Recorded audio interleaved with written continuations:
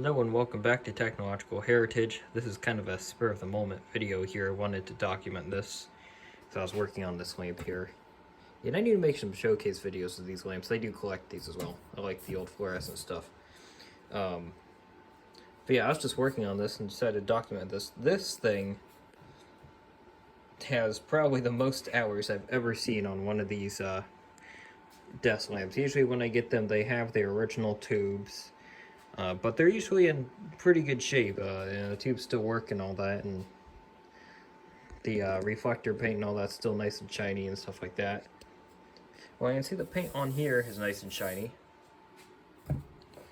Got a bit of rust pitting there, unfortunately, but that's fine. It's got this really neat finish too. This is definitely a 50s lamp. I'd say mid-50s, I'd guess. Has GE ballasts. As you can see here, look how darkened the reflector is on this.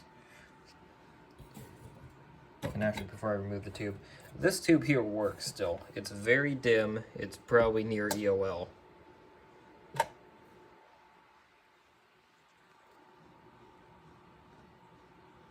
fact, I think I see a little swirling in there. Extremely high hour tubes.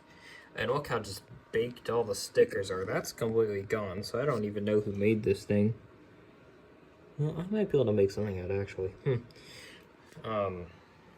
Yeah, just look at that. Totally crumbling. How darkened that is. And this is not the camera adjusting for light sensitivity. In fact, yeah, there we go. That is actually how dark this is. I'll remove this now. I didn't mention this before. This tube here is EOL. This tube is done for. I haven't cleaned this one.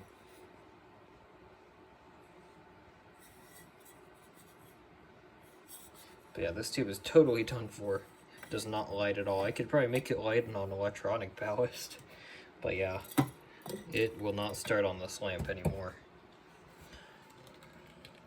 Yeah, I just get in here and look at that. This thing was probably on for gosh knows how long at a time. And you can see it's almost like a soot. I think this is like a ferrous particulates that get in the air. This is my theory at least. And they kind of get attracted to the magnetic field from these tubes. I'm sure they generate at least a small magnetic field because they do have power running through the cathodes. I could be wrong, but I always see this on these usually shop lights, not these desk lamps, and it's nowhere near as severe as this. I also see it on clock motors a lot.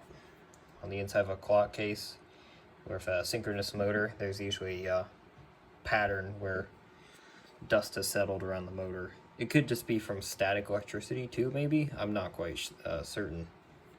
But yeah, I figured I'd just document this because this is something else. I will say the ballast in this seemed to be perfectly quiet still, so gotta give the GE props. And gosh knows how many hours are on these tubes. I mean, this one still even works, so. Yeah, I'll pop this tube in here quick and see if it wants to fire up. It usually sits here. I'm gonna put it here. And watch it prove me wrong and start.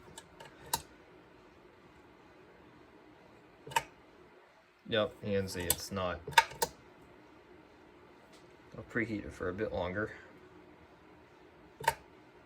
And it just fades out. Yeah, this tube is done for. Yeah, figured I'd just document that. It's kind of a shame this is a toast, but I'll keep it around. It is a cool older tube. I actually have a fair amount of these too.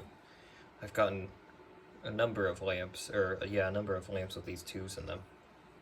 They seem to be pretty good quality tubes, these old GE ones. But yeah, that should just about do it for this video. I just wanted to document how many hours this thing has on it, and yeah, it still works. It needs new tubes, obviously, but the ballasts and the switch are all still working, so yeah, we found that slightly entertaining. And with that being said, thanks for watching. See you all in the next one.